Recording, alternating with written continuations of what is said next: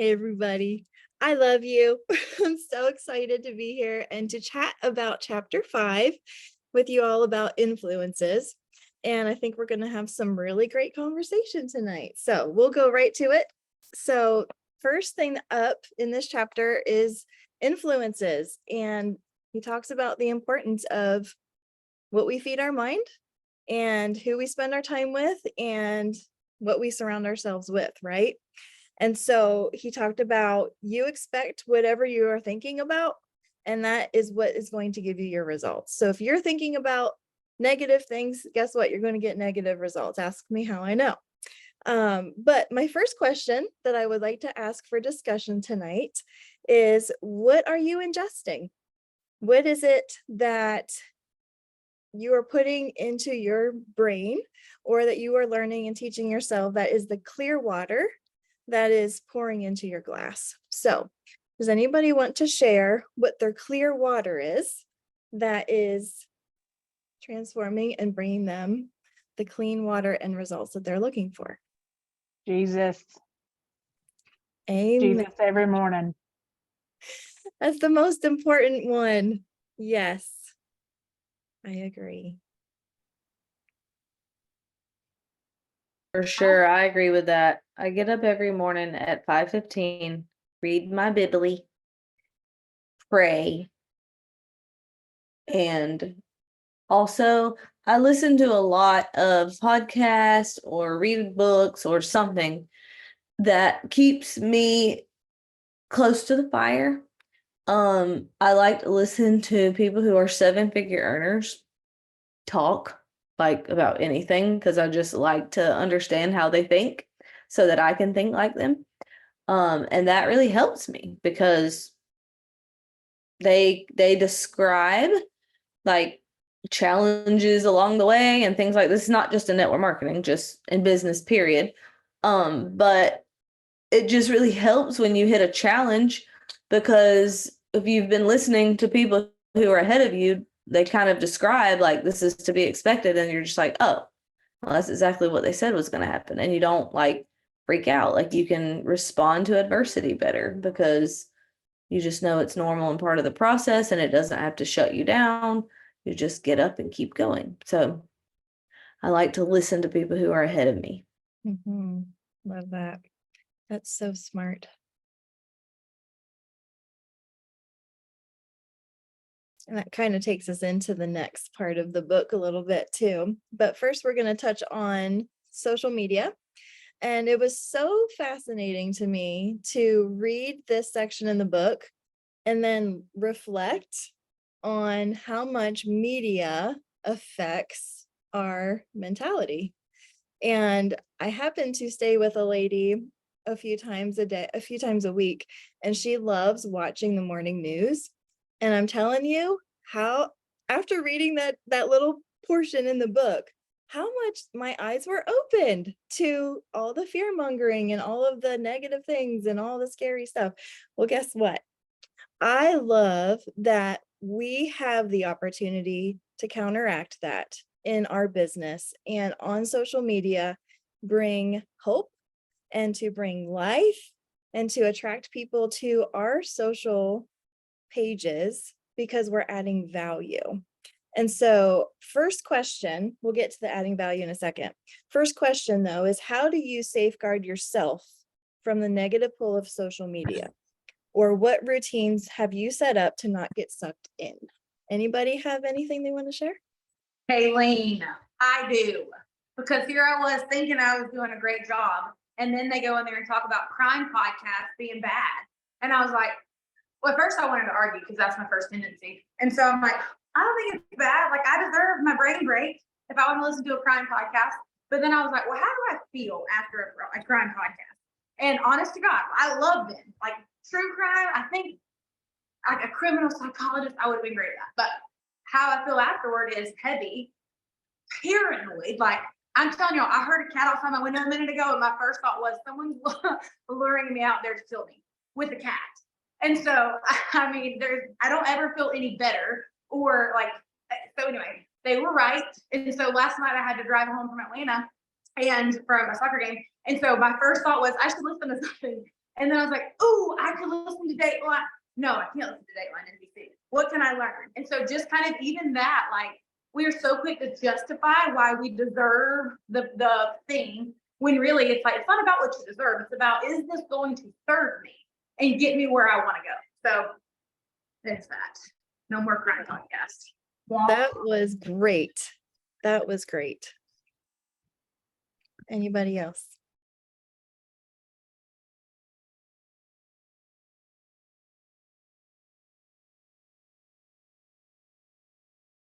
It brings out my crazy too.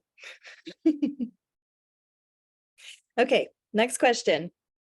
What do you specifically offer your audience that adds value to them and attracts them to your page?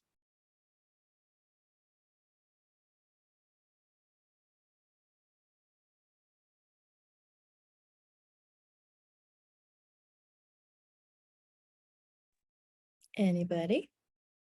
Well, I'll go. Thanks, Um, Emily. Didn't want to leave you hanging, Kayleen. I mean, I try to just bring a lot of inspiration in my post because people need to be inspired, right? Because if you're not, you're just like, well, life sucks, everybody's terrible, and all of that stuff. And you have all of the people who are out there saying, I hate social media. My whole news feed is drama and blah. And I'm like, why? You need a different, like, that you friend and unfriend, right? Like, this is how this works. And so, like, hello. But anyways, so I try to bring inspiration, whether that is through, a great quote or a Bible verse, or often song lyrics, because that is my primary language. English is second, but something like that, or just with habits or mindset around, we get to choose our thoughts and our actions and all of that kind of stuff, because most people are sitting around watching the news or listening to cousin Betty over there whining about her life, but they don't have to. And so if we can counteract that with light and positivity, that's what we should do. So And you're that's great what I at it too. thank you. And also bright colors, because we need bright colors. And you also bring that. I agree. I love it. Anybody else? Brittany says she doesn't know how to answer that, but I tell her that she helps us mothers know how to parent all the age gaps, and she has all the smart advice on every age and stage. That's what attracts me to her page. Okay, I think, oh, I'm go sorry. ahead, Jana. Go I was ahead. gonna say, sometimes I think that being positive is not just, bringing a wonderful thing, which I love too. I mean, a positive spin on things, which I love, and I think we should be. And I go to Emily's every day for the positive inspiration and the colors. I'm just gonna tell you that straight up. But I think sometimes what is positive is adding value, like being, figuring something out for someone, like helping them. Like you said about Brittany, we'll go to her page for, parenting tips and things like that. So I think sometimes there's a great positive influence in just knowing that someone has a solution sometimes. And that is encouraging to me on social media a lot, just to follow people like that. And Jana, you offer healthy eating tips and exercise tips. That is your expertise. Yes. Thanks for sharing that. Okay, moving on to associations. I just think this chapter just keeps getting better and better, so I'm excited to talk about it. It talks about the reference group determines as much as 95% of your success or failure in life. And so, have you ever made a shift of associations and seen the power of influence work for you rather than against you? If so, would you want to share a little bit about that? Feel like the fact that so many of us are walking right now on this call is a great example of being positively influenced. But I definitely am positively influenced by my friends, for sure. Me and Christina keep each other accountable to a lot of things without ever saying a word. Like, we literally don't have to say a word. We just have to like be who we are, and it makes the other one want to level up in whatever area it is. And we got to cheer each other on. And I would say pretty much all of my friends are that way, though, because if they wasn't, they wouldn't be my friend. It's true.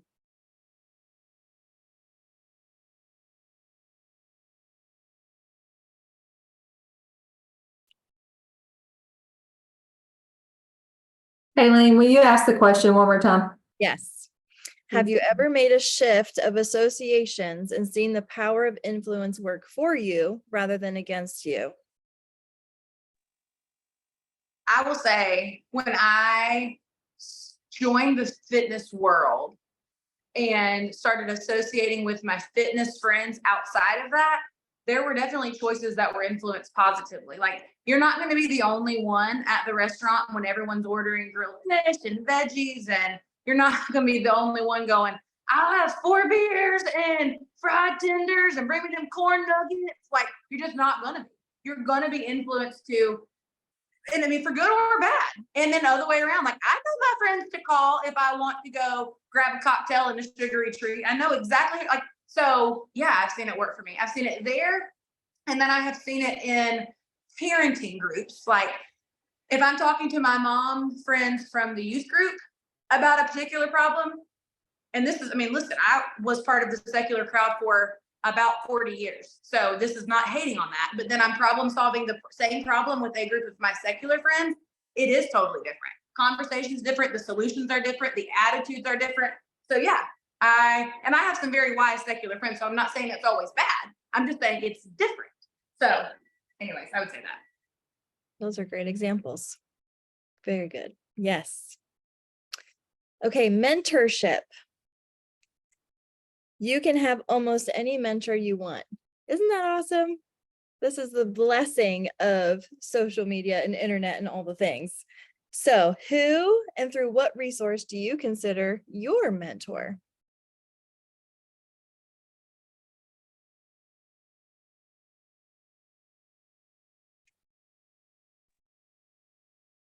Well, I'll say early on in my Plexus business,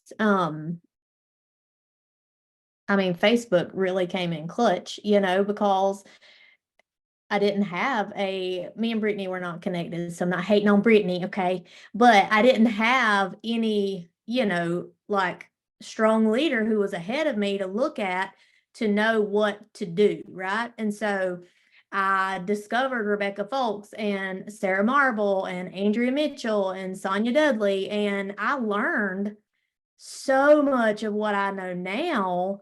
I learned from them, because like he said in the book, they put all of their wisdom and knowledge out there, and I knew I wanted what they had, and so I was going to learn what they knew. And so they really laid a strong foundation for me here in this business. So I would definitely consider them, part of that. Love it.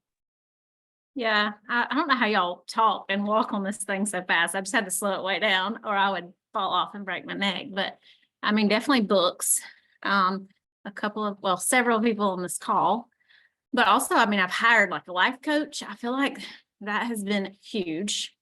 But yeah, same. Podcast, Bob Heilig, Craig Groeschel, all of them. Uncle John, all of them. My smart friends. I agree.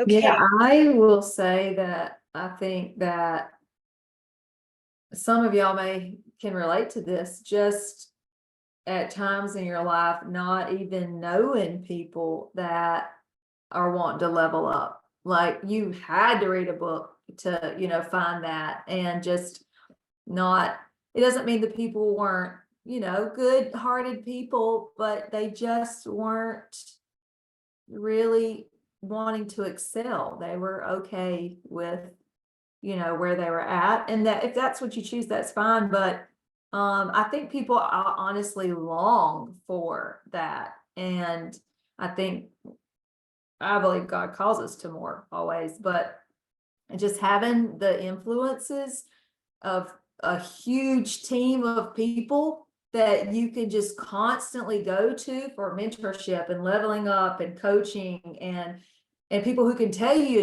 who to go to for coaching. Like, it's just a huge resource in changing your life. Absolutely. All the people. We have it right here. We do. It's really is such a precious gift that we have here. And just the culture that Plexus has created to be able to connect with even other sideline teams, or, it's company wide. So it's pretty awesome. Okay. Peak performer partner. Show of hands, curious, who has sought out a peak performer partner to do 30-minute check-in calls with your aha moments, your not so great moments. I'm going to fix these moments. Has anybody found their own peak performer partner? Okay. I encourage you to. And I know that we have done accountability calls. You have your own coaching calls with your leader, but also just to kind of take it a next step further and have that connection and call each other out. So I thought that was really interesting. Mentorship, again, I remember Celeste Gwen at convention last year talking about how she had 20 coaches. I was like, how does your brain work like that? But it just goes to show, like, we never arrive, and there's always so much more growth to happen and learning to be done. And I loved what he said in here about mentoring is your legacy. And I think a lot about church, and how we need the elderly ladies to come alongside of us and mentor us, or like, it's just part of healthy living. And I think that it's getting lost in our culture. But we have the opportunity here to invest in other people and see the beauty of that investment in personal growth, in financial growth. So anyway, moving on. It's hard to keep this to 30 minutes. Okay. Create your own personal board of advisors. Look at areas of people that have expertise in certain areas, or are creative thinkers, or have great respect for who they are. Have you sought out people in your own, not even necessarily in Plexus, but even in your own realm of people that you have connected with to learn and grow from? I've been making a running list of people that I like. I really admire this about them, and I want to go have lunch. Have you sought out people that you are surrounding yourself with?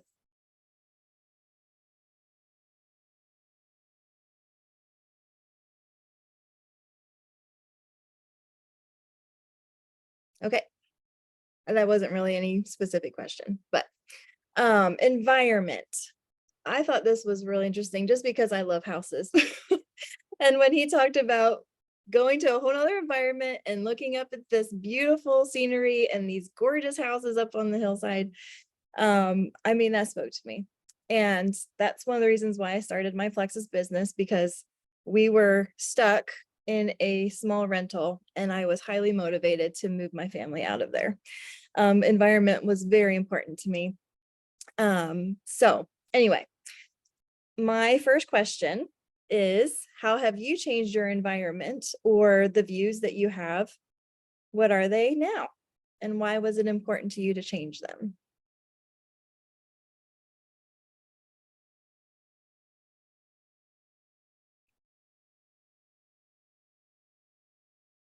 I'll read it again. These are kind of loaded questions.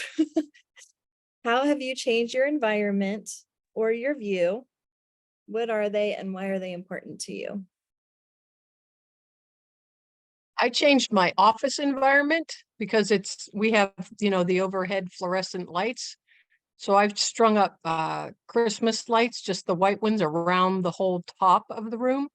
And then I just have a low lamp that I use to keep the environment kind of just mellow, comfortable, warm, cozy.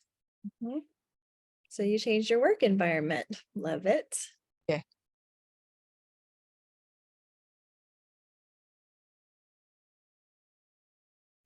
Have you anyone gone to other locations to do their work just to be inspired? Because that is part of your why, what you're viewing. Oh, me, I do that. I will definitely be down at the beach in a heartbeat, sitting out in my chair, just working away or reading one of our books or whatever. I'll go sit at the pier under the big oak trees and just in the sun and by the beach and all the things, or either out on the beach. So that definitely helps me to get my head right, and it just inspires me. And it's hard to go wrong being in the sunshine and at the ocean. So I definitely do that. I also have changed my work. I'm in the process of changing my workspace. I got a new desk and it's bright and white and clearing all of this clutter out, because if your room's cluttered, your brain's cluttered thing is very, very real. So working on that currently. Love it. Love it all. I mean, I changed jobs. Just, literally was praying for something else to like just help me grow as a person. And I didn't have to leave my job, but I just could not. I saw what we had here and I realized like, oh my gosh, like I really could become who God wants me to be here. Like just being around like-minded people and people who believed in me and helped me believe in me, and so I did not have that where I was at. And so I left. That was such a huge decision to make, but it changed your quality of living. One of the best decisions ever. Mhm. I feel like I'm constantly changing my environment. A few years ago, we lived way out in the country, and I just didn't know that many people, and I didn't feel like I had a lot of like-minded people at our church or even our homeschool community. And just like Jana said, it was just like I don't know. I just didn't feel like I had access to people who were like really striving for excellence. And so anyways, we sold our house and we moved to a new city and found a great school to put our kids in, joined a great church. And so now our environment is completely different than what it was several years ago. And Jackie said the same thing in the chat too. She doesn't have much of a voice, but they moved to change their environment too. Wow. Big decisions, but worth it. So good. Well, this quote, and I've seen it all over Facebook on many of y'all's posts or stories, but remember, you get in life what you tolerate. And Terry could have tolerated her job and you all could have tolerated your location, but you made that choice and you chose to surround yourself with what you were looking for and what you were wanting for you and your family.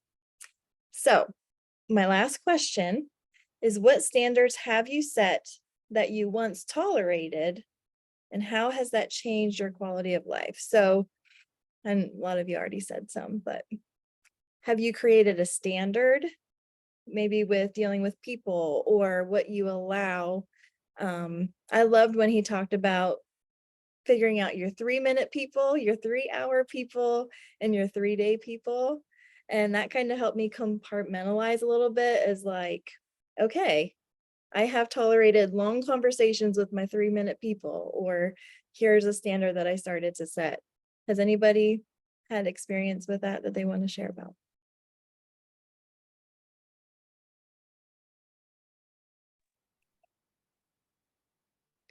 I'll say something that I started was I don't allow interruptions in any area of my life that is specifically designed for a certain purpose. So before, people would drop by or they would want to do, and I would just like, I could negotiate what my priorities were based off of what someone else expected from me. So I definitely don't do that anymore. I definitely do not do that. And there has been resistance around it. I think we talked about this last week when it comes to boundaries. I also do not tolerate disrespect anymore. Like if that pops up, no, I mean, and it's hard. Like I'll tell you one of the hard, and this is maybe, I don't care, but it might make other people uncomfortable. Sorry if it does. I don't mean it at all this way, but I mean, I've had to create boundaries even with my parents. Like, this is how I will tolerate being treated. Like I'm a almost 40-year-old human being. Like, I'm glad that you made me, but I'm 40 and I'm going to determine how I'm treated. And I mean, same with my children or my friends. Like, there's a standard of excellence and I expect it to be taught, like to be adhered to. And if it's not, then there's going to have to be a conversation about it, because the next time I'm going to expect you to do better. And I can't expect you to do better if I haven't communicated my expectation. So just standing firm on that. But I screw it up all the time because the law of timing, but yeah, so. Very relatable. I agree with all of that, Christina. And I've had to set the same boundaries. Like, I've always been a stay-at-home mom. And I've had to set those same boundaries. And I definitely don't tolerate disrespect. I don't know if it's something that I have I don't know if it's something I'm aware that I've put into place intentionally. I don't think I've ever tolerated it. And I think I probably learned that from my parents, because disrespect was not tolerated when I was growing up. And so I've never tolerated it either.